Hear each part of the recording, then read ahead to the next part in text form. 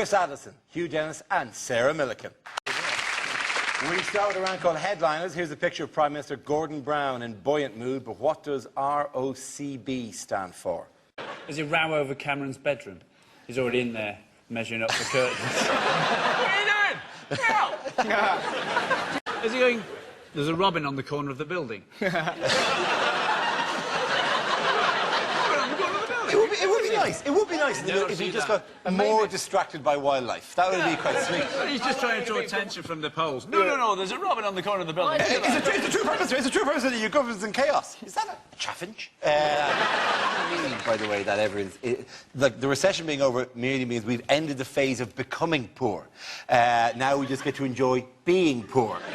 That we've still got the same system. We're going back into the same system with the same people running it. It's the same bankers who are rubbish. We thought they could run banks. Turns out they can't. Nick Leeson, we thought he was a... Remember him? We thought he was a one-off. Turns out he was a sort of John the Baptist figure. Ushering in a generation of knobheads running our banks to the ground. And it's the same people who are still in charge. People are... The government have been getting at fat people for years, and they've got us out of this recession, and they are our only chance if the Chinese do ever decide to jump up and down at the same time. Right? As soon as we see that tidal wave coming up, you go, fat kids, boom, we send one back. All councils out around Chicago. Genius. So we... Not one letter back from the Ministry of Defence. It was a reference to... First up is language. Who wants to come in with that? Chris.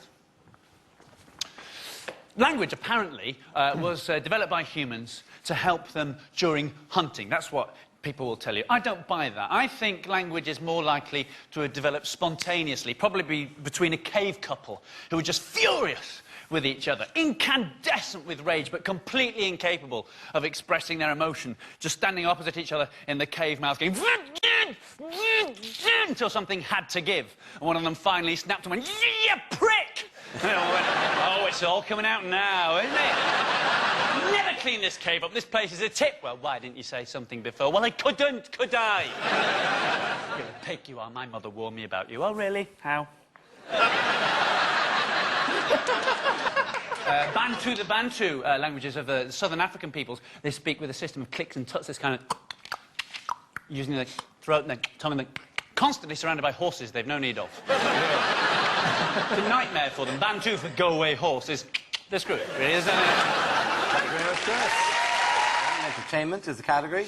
The answer is 1.84 billion. How many wombles are living wild in the sewers of London? You're closer to a womble. You're closer to a womble than any given time in London. That's absolutely true. Yeah, they were chased off the common by the Teletubbies. They've gone feral. And the wombles that you see are not indigenous British wombles. They're the American grey wombles. The question I was looking for was, what is the figure in dollars that Avatar passed this week, overtaking Titanic to become the biggest grossing film of all time? The film took just 17 days to make $1 billion. 17 days? 17 days. To make $1 billion? To make $1 billion. That's more than I earn in a year.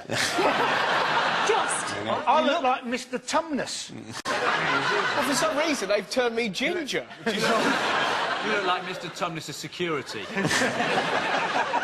In other news, who has gobbled up Cadbury this week? Kraft, yeah. Yes, indeed. Kraft, whose only contribution to human progress so far is the invention of cheese that can also be used as a bookmark.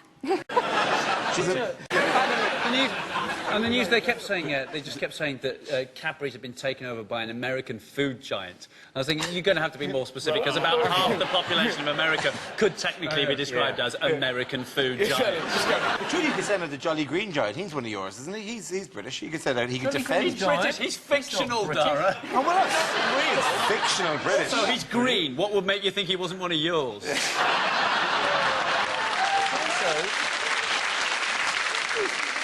It was more the smugness of him, to be honest. It was more the, Green Giant. Fuck you, you prick.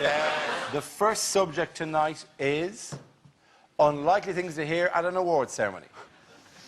Well, gosh, so many people to thank. Where to begin? Obvious one, I suppose. Hitler. What? Time now for us to celebrate some of the stars of show business who sadly are still with us. The next category is things you wouldn't want to hear on a cruise. Hello and welcome to Ryanair Cruises. The following safety announcement is incredibly vital if you want to stay alive. And if you'd like to hear that, that'll be an extra £5. Yeah, I'm there. I'm in the cabin next to yours. Could you be a bit noisy when you're having sex?